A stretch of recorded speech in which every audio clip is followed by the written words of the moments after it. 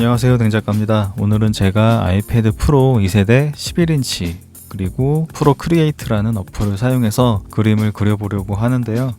오늘 그려볼 그림은 안냐 테일러 조이라는 헐리우드 영화 배우입니다.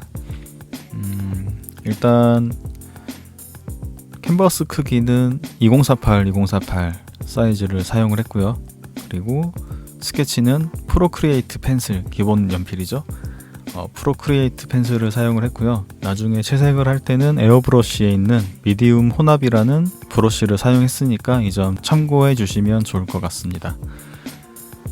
일단 기본적으로 스케치를 할 때는 저는 대략적인 윤곽을 간단하게 작업을 하는 편인데요.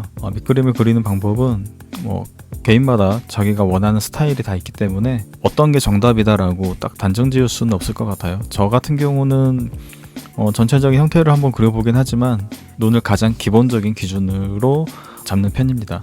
그래서 그 눈동자를 기점으로 해서 눈썹과 코, 나머지 이목구비를 잡는데 가장 기본적인 기준으로 활용을 하고 있는 편입니다.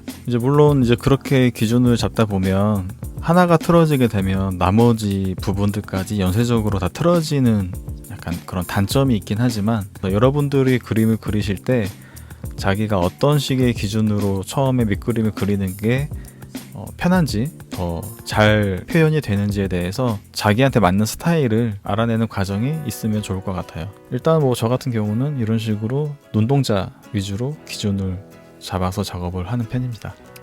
어차피 밑그림이기 때문에 디테일한 부분들은 생략을 하고 대략적으로 얼굴의 이목구비 위주로 선행 작업을 진행을 하고 있고요. 이 안냐 테일러 조이라는 배우에 대해서 영화를 좋아하시는 분들도 많이 계시겠지만, 이 배우를 아마 대부분의 사람들은 23 아이덴티티라는 영화를 기점으로 사람들에게 많이 알리게 되었다고 생각을 하고 있거든요. 저 같은 경우는 그 이전에 찍었던 위치라는 마녀라는 영화를 보고 알게 됐어요. 되게 포스터부터가 굉장히 인상 깊었거든요. 뭔가 그 마녀라는 컨셉에 되게 잘 어울리는 그런 묘한 느낌의 포스터가 굉장히 인상적이어서 영화를 보게 됐는데, 스토리도 기억도 안 나고 그냥 이 배우의 이미지만 각인을 시켰던 영화였던 것 같아요. 절대 그 영화가 좋아서 기억에 남았다기보다는 이 배우의 이미지가 너무나 강렬했기 때문에 나중에 그 23 아이덴티티가 개봉을 했을 때 저 배우 어디서 봤는데? 라는 느낌이 들 정도로 굉장히 저한테는 인상적인 배우였거든요. 그러다가 23 아이덴티티의 후속작인 글래스에도 주연으로 나왔고, 그러다가 가장 최근에 나왔던 영화라고 한다면 아무래도 마블의, 정확히는 20세기 폭스의 뉴 뮤턴트가 되겠죠. 3년이나 개봉이 연기된 비운의 작품인데 좀 안타까운 작품이라고 생각을 하고 있어요. 그러다가 최근에 넷플릭스를 통해서 퀸즈 갬빗이라는 체스를 주제로 한 드라마가 6부작이었나요? 최근에 업로드가 됐는데 굉장히 평가도 좋고 재밌는 드라마니까 관심 있으신 분들은 한 번쯤 보시기를 추천드립니다. 그래서 사실은 이번에 그림을 그릴 때 이 배우를 한번 그려보고 싶다는 생각이 들었어요. 좀 자료들을 찾다가 퀸즈 갬빗에 있는 포스터를 그려보려고 했는데, 이 안냐 테일러 조이라는 배우에 대한 느낌보다는 그 배역에 어울리는 캐릭터의 느낌을 굉장히 부각시킨 그런 포스터였기 때문에 이 배우에 대한 느낌을 좀 잘 살릴 수 있는 그런 사진을 찾다가 이 그림의 베이스가 된 패션 화보를 보고 작업을 하게 된 건데요. 사진을 선정하는 게 생각보다 쉽지가 않았어요. 금방 고를 수 있을 거라고 생각을 했는데 생각보다 어려웠던 것 같습니다. 일단 이 배우의 특징이라고 한다면은 굉장히 큰 눈망울을 키포인트로 잡을 수 있겠죠.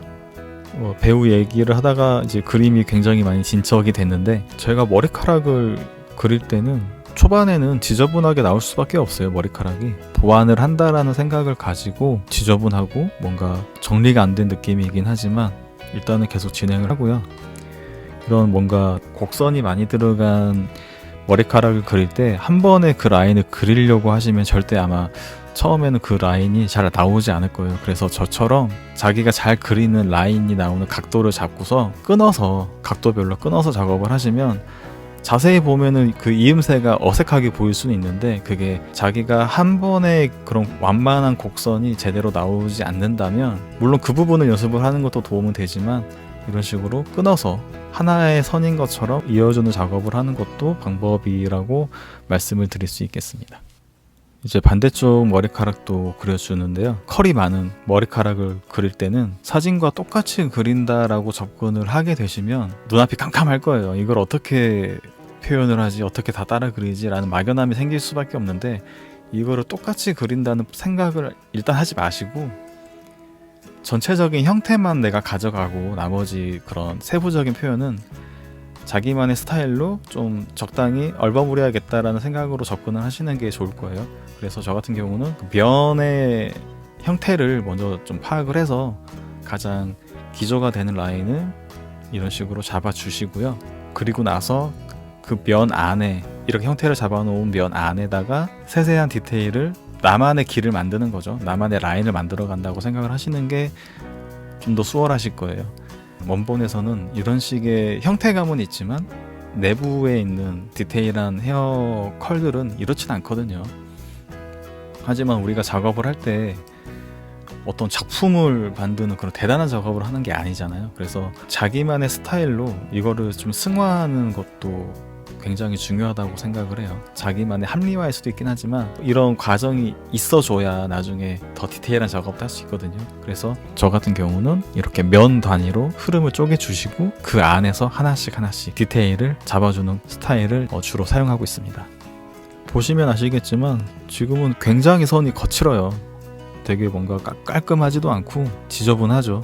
하지만 이게 나중에 내가 더 큰 명암을 여기다 어떻게 집어넣을 거고 이 위에 하이라이트를 어떻게 집어넣을 거다라는 계산이 좀 들어가 있기 때문에 지금은 조금 선이 거칠더라도 그냥 넘어가는 단계입니다.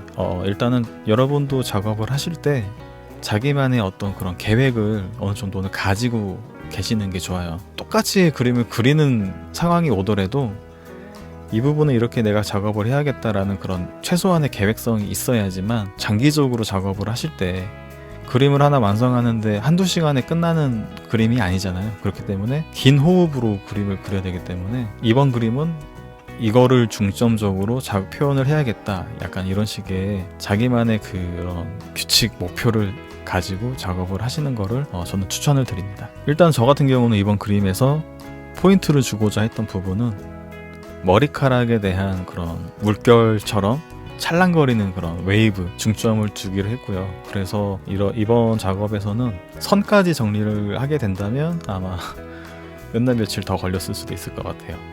그래서 이번에는 스케치로 이제 전반적인 작업을 끝내놓고 그 위에 그레이 톤으로 컬러를 얹고 다시 그 위에 컬러를 얹어서 작업을 마무리한다라는 계획을 가지고 시작을 했습니다. 그리고 작업을 하시다가 이런 식으로 캔버스를 뒤집어서 작업을 해주시는 것도 좋아요. 여러분이 어떻게 작업을 하실지는 일일이 제가 알 수는 없겠지만 너무 한 방향으로만 작업을 하게 된다면 비율이나 그런 틀어짐들을 인지를 못하는 경우가 되게 많거든요. 그래서 이렇게 좌우로 뒤집어도 보시고 축소했다가 키웠다가 이렇게 반복적으로 다른 패턴으로 보는 습관을 들이시는 게 좋습니다. 그래야지 작업 중간중간에 잘못된 부분들을 빨리 캐치할 수 있어요.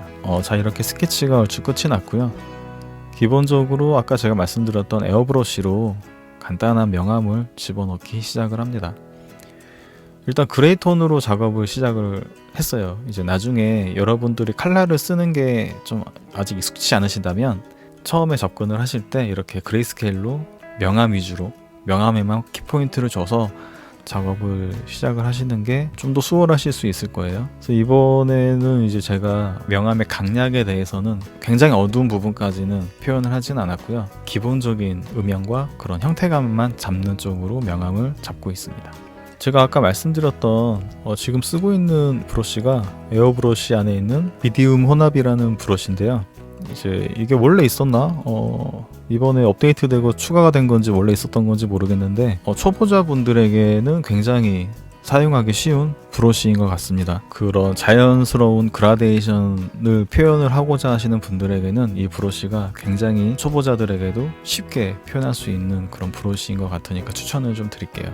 프로크리에이트 내에 있는 굉장히 다양한 브러쉬들이 있기 때문에 하나씩 한번 사용을 해보시고 자신한테 잘 맞는 브러쉬가 어떤 게 있는지 한번 찾아가시는 것도 그 정도의 시간을 투자하는 거는 아깝지 않을 거라고 생각을 합니다. 이 미디움 혼합 같은 브러쉬는 먼저 깔려있는 터치를 밀어주는 느낌의 터치가 가능하거든요. 한마디로 말해서 일반적인 브러쉬로 작업을 해놓고 손가락 툴로 이렇게 문질러주는 작업을 많이 하시잖아요. 이제 그거를 너무 과도하게 하다 보면 인위적인 느낌이 날 때가 종종 있거든요. 이제 물론 그것도 잘 쓰신다면 충분히 부드러운 느낌을 내는데 도움을 주지만 이 브러쉬 같은 경우는 기본 에어 브러쉬에 손가락 툴의 느낌이 약간 혼합되어 있는 같은 이제 그런 느낌이라고 생각하시면 좋을 것 같습니다.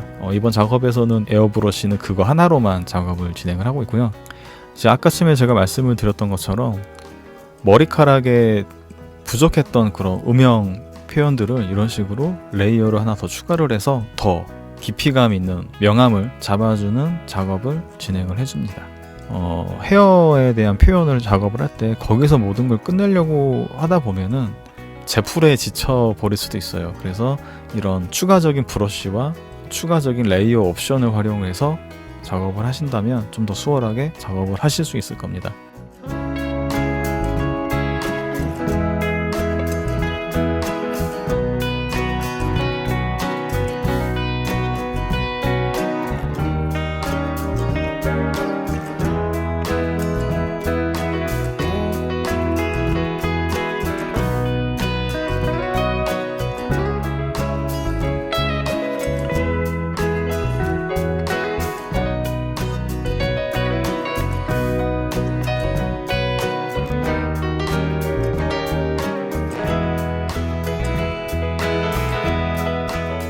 이제 그 위에다가 하이라이트 작업을 해주시면 굉장히 이제 대비되는 느낌을 빨리빨리 잡아낼 수 있을 거예요.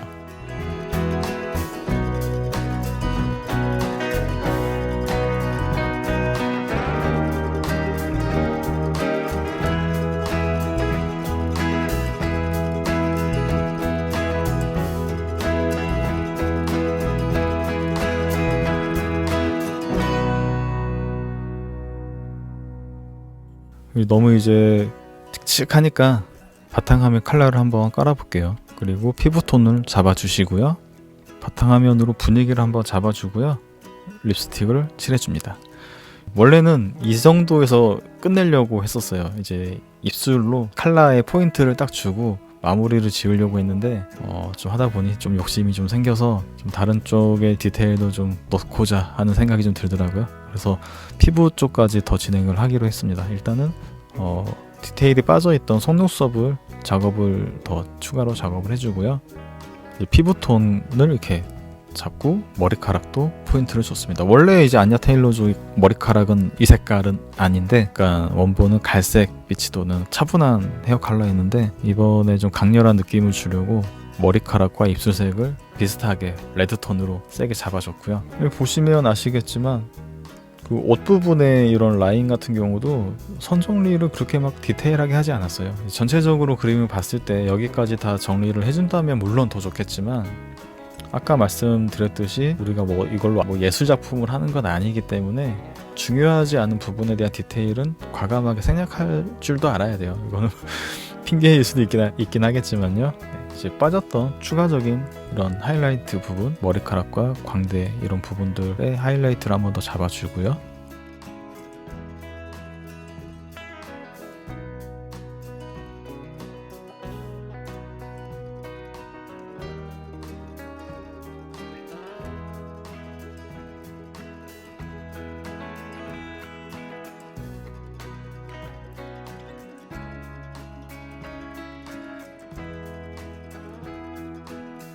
자, 이렇게 해서 그림이 마무리가 되었습니다.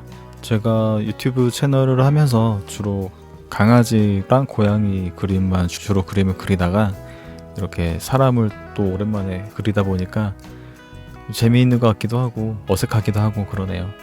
뭐 아무튼 이제 앞으로도 좀 이런 다양한 그림으로 한번 찾아뵐 테니까요. 좋게 봐주시고 이번 영상이 마음에 드셨다면 구독과 좋아요 부탁드리겠습니다. 그럼 지금까지 댕작가였습니다. 감사합니다.